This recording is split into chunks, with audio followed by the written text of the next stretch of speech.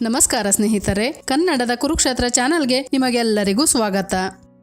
ಸ್ನೇಹಿತರೆ, ರಾತ್ರಿ ವೇಳೆ ಒಬ್ಬ ಯುವತಿ ಜಗನ್ನಾಥ ಮಂದಿರದೊಳಕ್ಕೆ ಹೋದಾಗ ಅಲ್ಲಿ ಏನು ನಡೆಯಿತು, ಆ ನಂತರ ಆ ಮಂದಿರದ ಗರ್ಭಗುಡಿಯಲ್ಲಿ ನಡೆದ ಅದ್ಭುತವನ್ನು ನೋಡಿದರೆ ನೀವು ಸಹ ಖಂಡಿತವಾಗಿಯೂ ಆಶ್ಚರ್ಯ ಪಡುತ್ತೀರಾ. ಸ್ನೇಹಿತರೆ, ಪುರಿಯಲ್ಲಿರುವ ಜಗನ್ನಾಥ ಮಂದಿರದ ಬಗ್ಗೆ ನೀವೆಲ್ಲರೂ ಕೇಳಿಯೇ ಇರುತ್ತೀರಾ.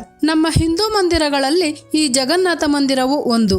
ಇದು ಒರಿಸ್ಸಾದಲ್ಲಿನ ತಟವರ್ತಿ ನಗರದ ಪುರಿಯಲ್ಲಿದೆ. ಇಲ್ಲಿ ವಿಷ್ಣುವಿನ ಅವತಾರವಾದ ಶ್ರೀಕೃಷ್ಣನನ್ನು ಪೂಜಿಸುತ್ತಾರೆ.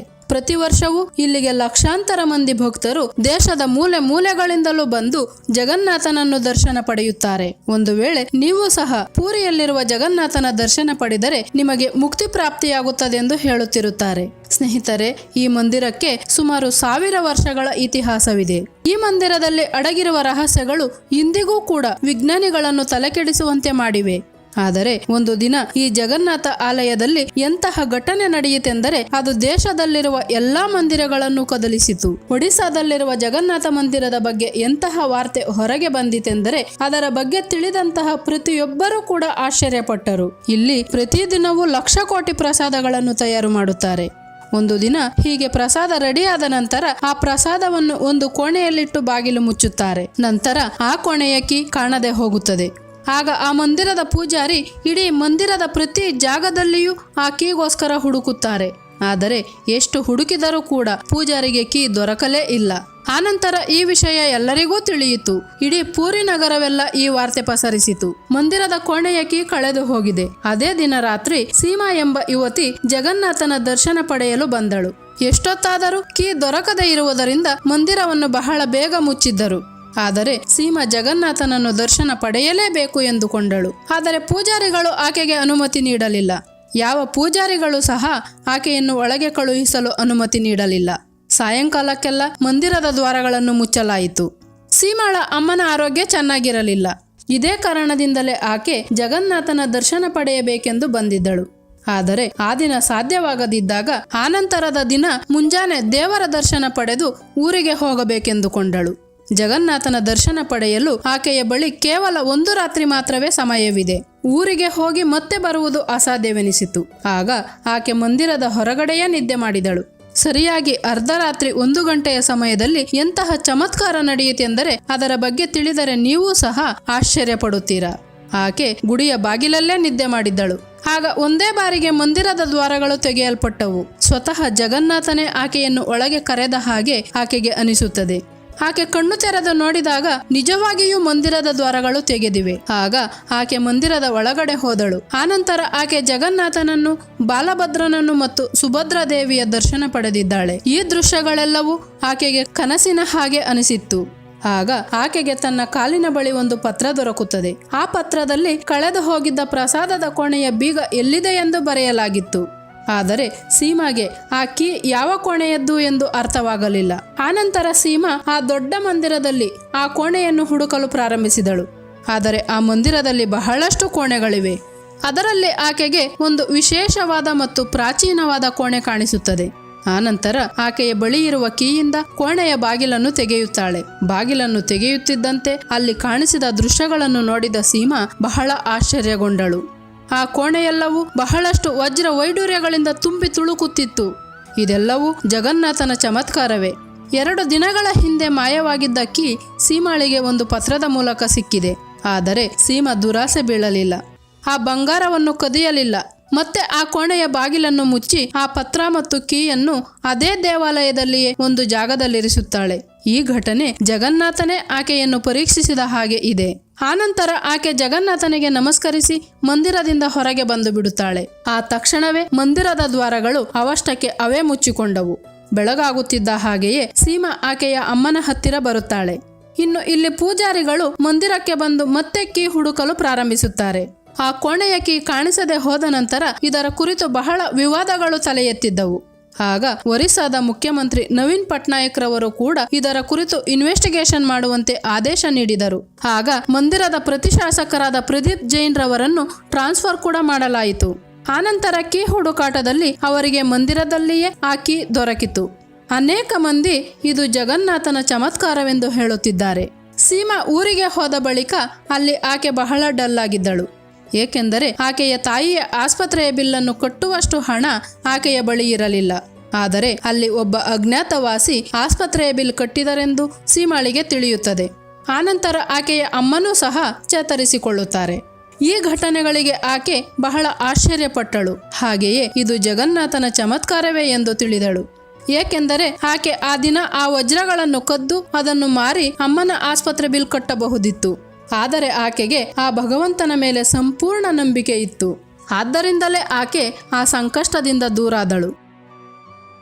ಸ್ನೇಹಿತರೆ, ಒಂದು ವೇಳೆ ನಿಮಗೂ ಸಹ ಆ ಜಗನ್ನಾಥನ ಮೇಲೆ ನಂಬಿಕೆ ಇದ್ದರೆ ನಿಮ್ಮ ಎಲ್ಲಾ ಕೋರಿಕೆಗಳು ಸಹ ಈಡೇರುತ್ತವೆ ಎಂದು ಹೇಳುವುದಕ್ಕೆ ಈ ಘಟನೆ ಸಾಕ್ಷಿಯಾಗಿದೆ.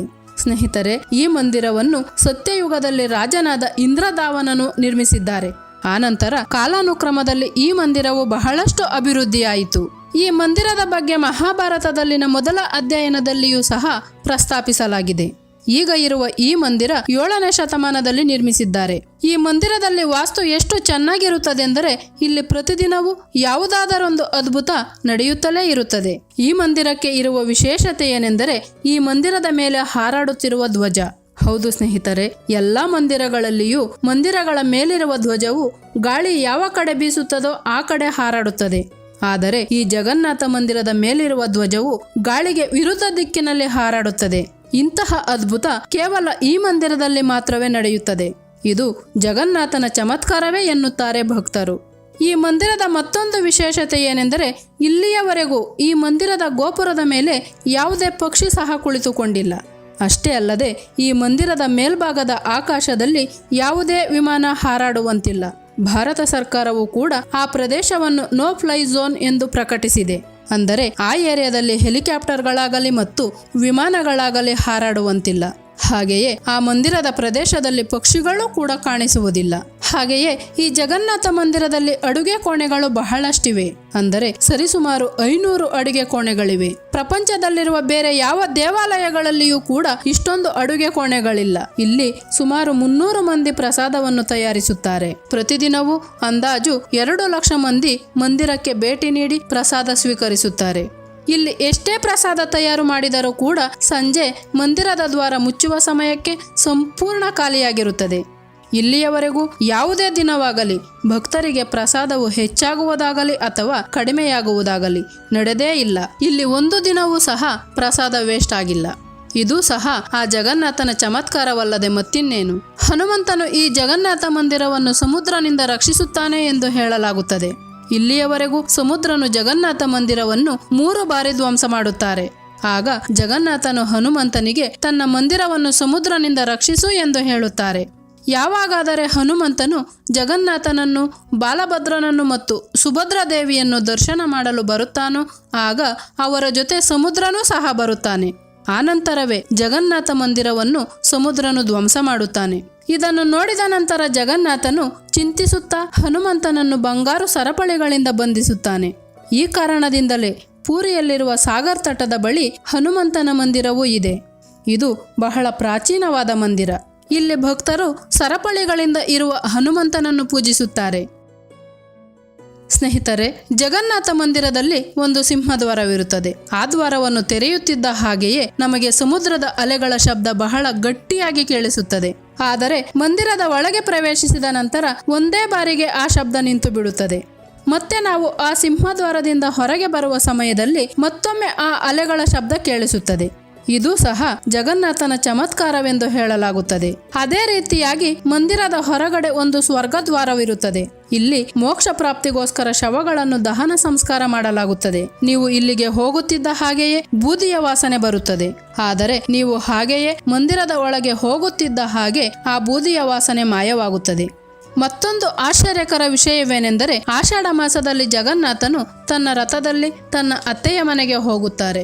ಈ ಪ್ರಯಾಣವು 5 ಕಿಲೋಮೀಟರ್ಗಳ ದೂರದಲ್ಲಿರುವ ಪುರುಷೋತ್ತಮ ಕ್ಷೇತ್ರದಲ್ಲಿ ನಡೆಯುತ್ತದೆ. ರಾಣಿ ಗುಂಡೀಚ ಜಗನ್ನಾಥನ ಪರಮ ಭಕ್ತನಾದ ಇಂದ್ರದ್ಯುಮ್ನನ ಪತ್ನಿ. ಈ ಕಾರಣದಿಂದಲೇ ಗುಂಡೀಚಳನ್ನು ಜಗನ್ನಾಥನ ಅತ್ತೆಯಾಗಿ ಭಾವಿಸುತ್ತಾರೆ. ತನ್ನ ಅತ್ತೆ ಮನೆಯಲ್ಲಿ ಜಗನ್ನಾಥನು 8 ದಿನಗಳು ಇರುತ್ತಾರೆ. ಶುಕ್ಲ ದಶಮಿಯಂದು ಆತನು ಮರಳಿ ಬರುತ್ತಾರೆ. ಜಗನ್ನಾಥನ ರಥವನ್ನು ನಂದಿ ಘೋಷ್ ಎನ್ನುತ್ತಾರೆ. ಸುಭದ್ರಾದೇವಿ ರಥವನ್ನು ದರ್ಪಧರಣವೆನ್ನುತ್ತಾರೆ. ಬಾಲಭದ್ರನ ರಥವನ್ನು ತಲಾಧ್ವಜವೆನ್ನುತ್ತಾರೆ. ಈ ಮಂದಿರದ ಕುರಿತು ಮತ್ತೊಂದು ಆಶ್ಚರ್ಯಕರ ವಿಷಯವೇನೆಂದರೆ ಪ್ರತಿದಿನವೂ ಸಾಯಂಕಾಲ ಮಂದಿರದ ಮೇಲ್ಭಾಗಕ್ಕೆ ಹತ್ತಿ ಧ್ವಜವನ್ನು ಬದಲಾಯಿಸುತ್ತಾರೆ. ಈ ಧ್ವಜವು ಬಹಳ ವಿಶಿಷ್ಟವಾಗಿ ಹಾರಾಡುತ್ತದೆ. ಆದ್ದರಿಂದ ಇದನ್ನು ನೋಡಲು ಬಹಳ ಮಂದಿ ಭಕ್ತರು ಗುಂಪು ಗುಂಪುಗಳಾಗಿ ಬರುತ್ತಾರೆ. ಗಾಳಿಗೆ ವಿರುದ್ಧ ದಿಕ್ಕಿನಲ್ಲಿ ಹಾರಾಡುವ ಈ ವಿಶೇಷವಾದ ಧ್ವಜವನ್ನು ಯಾವುದಾದರೂ ಒಂದೇ ಒಂದು ದಿನ ಬದಲಾಯಿಸದಿದ್ದರೂ ನಂತರ 12 ವರ್ಷಗಳವರೆಗೂ ಈ ಮಂದಿರವನ್ನು ಮುಚ್ಚಬೇಕು ಎಂದು ಹೇಳುತ್ತಿರುತ್ತಾರೆ. 1200 ವರ್ಷಗಳಿಂದಲೂ ಪ್ರತಿದಿನವೂ ಈ ಮಂದಿರದ ಧ್ವಜವನ್ನು ಬದಲಾಯಿಸುತ್ತಲೇ ಬಂದಿದ್ದಾರೆ ಎಂದು ಹೇಳಲಾಗುತ್ತದೆ. ಸ್ನೇಹಿತರೆ, ಈ ವಿಡಿಯೋ ಇಷ್ಟವಾದರೆ ಲೈಕ್ ಮಾಡಿ, ನಿಮ್ಮ ಗೆಳೆಯರಿಗೂ ಶೇರ್ ಮಾಡಿ. ಹಾಗೆಯೇ ನೀವೇನಾದರೂ ಮೊಟ್ಟ ಮೊದಲ ಬಾರಿಗೆ ಈ ವಿಡಿಯೋವನ್ನು ನೋಡುತ್ತಿದ್ದರೆ ದಯವಿಟ್ಟು ನಮ್ಮ ಚಾನಲ್ ಅನ್ನು ಸಬ್ಸ್ಕ್ರೈಬ್ ಮಾಡಿಕೊಳ್ಳುವುದರ ಮೂಲಕ ನಮಗೆ ಇನ್ನಷ್ಟು ವಿಡಿಯೋಗಳನ್ನು ಮಾಡಲು ಸಪೋರ್ಟ್ ಮಾಡಿ. ಧನ್ಯವಾದಗಳು.